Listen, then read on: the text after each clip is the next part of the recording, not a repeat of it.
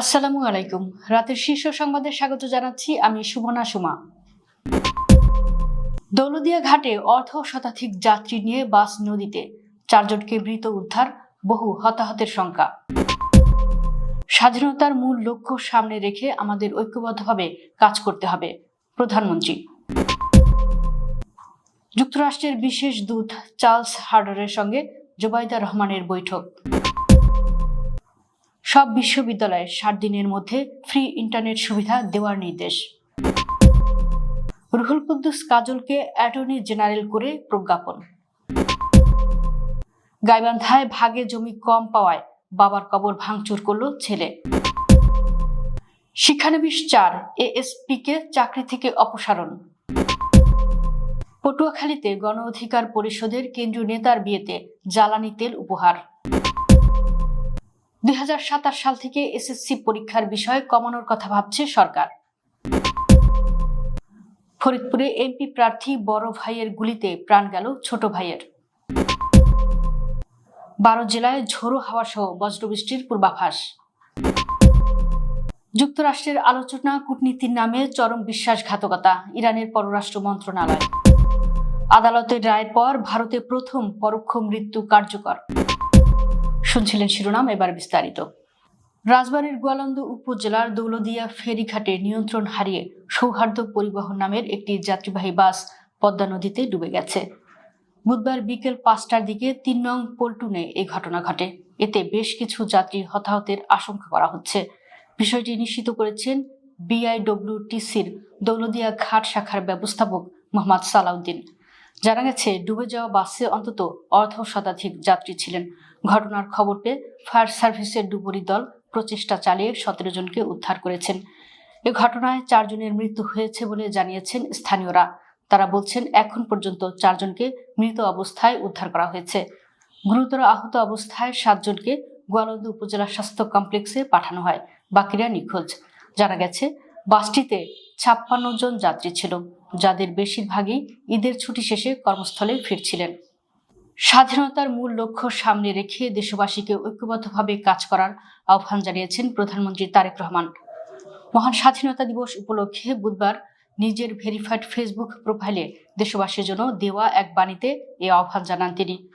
প্রধানমন্ত্রী তার স্ট্যাটাসে লিখেন, মহান স্বাধীনতা ও জাতীয় দিবস উপলক্ষে আমি বাংলাদেশের সর্বস্তরের জনগণ সহ প্রবাসে বসবাসরত সকল বাংলাদেশিদেরকে আন্তরিক শুভেচ্ছা ও অভিনন্দন জানাই। তিনি লিখেন, 26 মার্চ আমাদের জাতীয় জীবনের এক গৌরবময় ও ঐতিহাসিক দিন। এই দিন আমি গভীর শ্রদ্ধার সঙ্গে স্মরণ করছি জাতির শ্রেষ্ঠ সূর্য সন্তানদের, যাদের আত্মত্যাগের বিনিময়ে আমরা পেয়েছি একটি স্বাধীন ও সার্বভৌম বাংলাদেশ।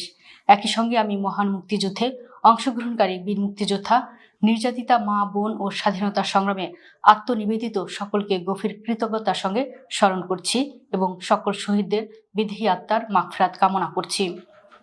মার্কিন যুক্তরাষ্ট্রের বিশেষ দূত চার্লস জে হার্ডারের সঙ্গে বৈঠক করেছেন প্রধানমন্ত্রী তারেক রহমানের সহধর্মিণী বিশিষ্ট চিকিৎসক ও সমাজসেবী ডাক্তার জোবাইদা রহমান।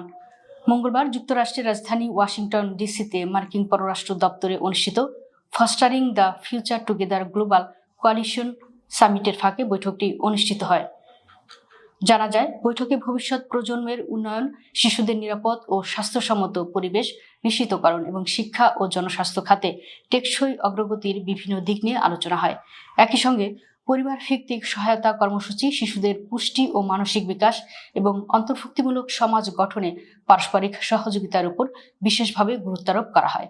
হোয়াইট হাউজের উদ্যোগে 2 দিন ব্যাপী fostering the future together global coalition সামিটের উদ্বোধন করেন মার্কিন ফার্স্ট লেডি মেলানিয়া ট্রাম্প।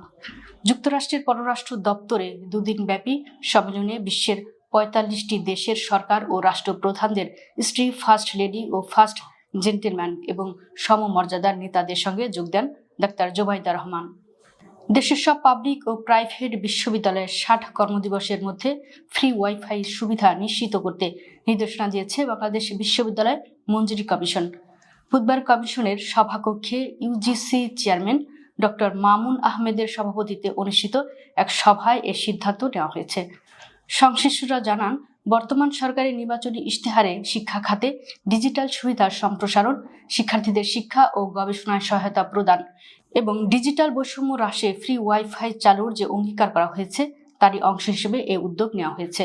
সিদ্ধান্ত অনুযায়ী প্রাথমিকভাবে আগামী 60 কর্মদিবসের মধ্যে দেশের প্রতিটি পাবলিক ও প্রাইভেট বিশ্ববিদ্যালয়ে লাইব্রেরি, কমন রুম ও ক্যাফেটেরিয়াতে ফ্রি ওয়াইফাই সুবিধা নিশ্চিত করার জন্য বিশ্ববিদ্যালয় কর্তৃপক্ষকে নির্দেশনা দেওয়া হবে। দেশের 18তম অ্যাটর্নি জেনারেল হিসেবে নিয়োগ পেয়েছেন সুপ্রিম কোর্টের জ্যেষ্ঠ আইনজীবী ব্যারিস্টার রুহুল কুদ্দুস কাজল। বুধবার এ সংক্রান্ত প্রজ্ঞাপন জারি করা হয়েছে। ব্যারিস্টার রুহুল কুদ্দুস কাজল বিএনপির জাতীয় নির্বাহী কমিটির সদস্য। তিনি বাংলাদেশ বার কাউন্সিলের সদস্য হিসেবে দায়িত্ব পালন করছেন। গাইবান্ধায় অন্য ভাইদের চেয়ে জমি নিজ ভাগে কম পাওয়ায় ক্ষোভে বাবার কবর ভাঙচুরের ঘটনা ঘটেছে। এমন একটি ভিডিও সামাজিক মাধ্যমে ছড়িয়ে পড়েছে। 1 মিনিট 10 সেকেন্ডের ভিডিওতে দেখা যায় প্যান্ট ও গেঞ্জি পরা এক যুবক কবরের চারপাশে আঘাত করছেন এবং গালি দিচ্ছেন। কবরের চারপাশ ঘেরা খুঁটি ও জালে লাথিও মারছেন তিনি। এ সময় বহু মানুষ দাঁড়িয়ে তা দেখছেন। খোঁজ নিয়ে জানা গেছে, ছড়িয়ে পড়া ভিডিওটি গাইবান্ধা সদর উপজেলার খোলাহাটি ইউনিয়নের দক্ষিণ আনালের তারি গ্রামের ঘটনা। কবরটি মৃত আব্দুল মান্নান মিয়ার। কবর ভাঙচুর করা ব্যক্তির নাম শাহ আলম। তিনি আব্দুল মান্নান মিয়ার ছোট ছেলে। বিসিএস ক্যাডারের 4 জন শিক্ষানবিশ সহকারী পুলিশ সুপারকে চাকরি থেকে অপসারণ করেছে সরকার। বুধবার স্বরাষ্ট্র মন্ত্রণালয়ের পুলিশ 1 শাখা থেকে জারি করা এক প্রজ্ঞাপনে এ তথ্য জানানো হয়েছে। রাষ্ট্রপতির আদেশক্রমে প্রজ্ঞাপনে সই করেন উপসচিব তৌসিফ আহমেদ। অপসারিত পুলিশ কর্মকর্তারা হলেন সাজিদ বিন কামাল, রতন বালা, মোহাম্মদ আব্দুল আজিজ এবং তাহমিদ আহমদ। প্রজ্ঞাপনে বলা হয়, বিসিএস ক্যাডারের 43তম ব্যাচের 4 জন শিক্ষানবিশ সহকারী পুলিশ সুপারকে সিভিল সার্ভিস নিয়োগ নীতিমালা মোতাবেক সরকারি চাকরি থেকে অপসারণ করা হলো। পটুয়াখালীর দুমকিতে গণ অধিকার পরিষদের কেন্দ্রীয় নেতা শহীদুল ইসলাম ফাহিম তার বিয়েতে উপহার হিসেবে জ্বালানি তেল, ডিজেল পেয়েছেন, এমন একটি স্থিরচিত্র সামাজিক যোগাযোগ মাধ্যমে ভাইরাল হয়েছে। মঙ্গলবার বিকেলে পটুয়াখালীর দুমকি উপজেলার শ্রীরামপুর ইউনিয়নে গণ অধিকার পরিষদের কেন্দ্রীয় অর্থ বিষয়ক সম্পাদক ও উচ্চতর পরিষদ সদস্য কৃষিবিদ মোহাম্মদ শহীদুল ইসলাম ফাহিমের বিয়ের অনুষ্ঠানে ছাত্র অধিকার পরিষদের জেলা ও উপজেলা কমিটির নেতা কর্মী ও সমর্থকেরা ডিজেল ভর্তি একটি বোতল উপহার দেন।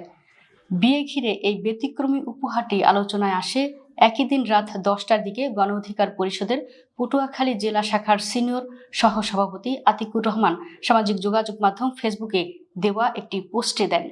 আগামী বছর অর্থাৎ 2027 সাল থেকে মাধ্যমিক স্কুল সার্টিফিকেট ও সমমানের পরীক্ষায় বিষয় সংখ্যা কমানোর বিষয়ে ভাবছে সরকার। বুধবার শিক্ষা এবং প্রাথমিক ও গণশিক্ষা মন্ত্রী ডক্টর আনম ইহসানুল হক মিলন এ নিয়ে শিক্ষা বোর্ডের চেয়ারম্যানদের সঙ্গে আলোচনা করেছেন। তবে এ বিষয়ে এখনো চূড়ান্ত সিদ্ধান্ত হয়নি বলে জানিয়েছেন আন্তঃশিক্ষা বোর্ড সমন্বয় কমিটির সভাপতি এবং ঢাকা মাধ্যমিক ও উচ্চশিক্ষা মাধ্যমিক শিক্ষা বোর্ডের চেয়ারম্যান অধ্যাপক খন্দকার ইহসানুল কবির। তিনি বলেন, এ নিয়ে আলোচনা হয়েছে, তবে চূড়ান্ত সিদ্ধান্ত হয়নি। আন্তঃশিক্ষা বোর্ড সমন্বয় কমিটির সভাপতি আরও বলেন, এ বিষয়ে চূড়ান্ত সিদ্ধান্ত হলে মন্ত্রী ব্রিফ করবেন। মন্ত্রণালয়ের পক্ষ থেকেও জানানো হবে। মন্ত্রণালয় আনুষ্ঠানিকভাবেই জানাবে। ফরিদপুরের বোয়ালমারীতে জমি সংক্রান্ত বিরোধের জেরে বড় ভাইয়ের ছোড়া গুলিতে ছোট ভাই নিহত হয়েছেন। বুধবার সকাল 9:30টার দিকে বোয়ালমারী উপজেলার চতুল এলাকায় ফায়ার সার্ভিস কার্যালয়ের পেছনের রেলগেট সংলগ্ন স্থানে এই চাঞ্চল্যকর হত্যাকাণ্ডের ঘটনা ঘটে। নিহত ব্যক্তির নাম মিন্টু। অভিযুক্ত বড় ভাই ডাক্তার গোলাম কবির 13তম জাতীয় সংসদ নির্বাচনে ফরিদপুর 1, বোয়ালমারী, আলফাডাঙ্গা, মধুখালী আসন থেকে সংসদ সদস্য পদপ্রার্থী ছিলেন। স্থানীয় ও পুলিশ সূত্রে জানা গেছে, দীর্ঘদিন ধরে দুই ভাইয়ের মধ্যে জমি জমা নিয়ে বিরোধ চলছিল। বুধবার সকালে চতুল ফায়ার সার্ভিসের পেছনে রেলগেট এলাকায় গাছ বিক্রিকে কেন্দ্র করে দুই ভাইয়ের মধ্যে তীব্র বাদ বিতণ্ডা শুরু হয়। এক পর্যায়ে ডাক্তার গোলাম কবির ক্ষিপ্ত হয়ে তার নিজের বন্দুক দিয়ে ছোট ভাই মিন্টুকে লক্ষ্য করে কয়েক রাউন্ড গুলি ছোড়েন। গুরুতর আহত অবস্থায় মিন্টুকে স্থানীয়রা উদ্ধার করে বোয়ালমারী উপজেলা স্বাস্থ্য কমপ্লেক্সে নিয়ে গেলে কর্তব্যরত চিকিৎসক তাকে মৃত ঘোষণা করেন। দেশের 12 জেলার উপর দিয়ে আজ রাত 1টার মধ্যে অস্থায়ীভাবে দমকা বা ঝোড়ো হাওয়া সহ বজ্রবৃষ্টির পূর্বাভাস দিয়েছে আবহাওয়া অধিদপ্তর। বুধবার বিকেলে দেশের অভ্যন্তরীণ নদী বন্দর সমূহের জন্য আবহাওয়ার পূর্বাভাসে এ তথ্য জানানো হয়েছে। এতে বলা হয়েছে, পাবনা, বগুড়া, টাঙ্গাইল, ময়মনসিংহ, ঢাকা, ফরিদপুর, যশোর, খুলনা, বরিশাল, পটুয়াখালী, নোয়াখালী, কুমিল্লা, চট্টগ্রাম এবং সিলেট জেলার উপর দিয়ে পশ্চিম বা উত্তর পশ্চিম দিক থেকে ঘন্টায় 45 থেকে 60 কিলোমিটার বেগে অস্থায়ীভাবে দমকা বা ঝোড়ো হাওয়া সহ বৃষ্টি বা বজ্রসহ বৃষ্টি হতে পারে। এসব এলাকার নদীবন্দর সমূহকে 1 নম্বর সতর্ক সংকেত দেখাতে বলা হয়েছে।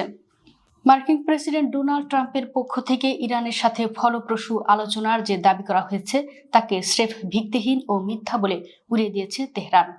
বুধবার ভারতের সংবাদ মাধ্যম ইন্ডিয়া টুডেকে দেওয়া এক বিশেষ সাক্ষাৎকারে ইরানের পররাষ্ট্র মন্ত্রণালয়ের মুখপাত্র ইসমাইল বাঘাইয়ের অত্যন্ত কঠোর ভাষায় জানিয়েছেন, ওয়াশিংটনের সাথে বর্তমানে কোনো ধরনের সংলাপ বা সমঝোতা চলছে না।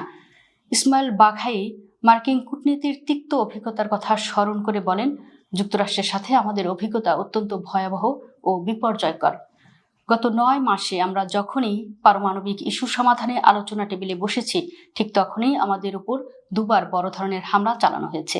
এটি কূটনীতি নামে চরম বিশ্বাসঘাতকতা ছাড়া আর কিছুই নয়। ভারতে প্রথমবারের মতো আদালতের অনুমতিতে পরোক্ষ মৃত্যু প্যাসিভ ইউথেসিনিয়া কার্যকর হয়েছে।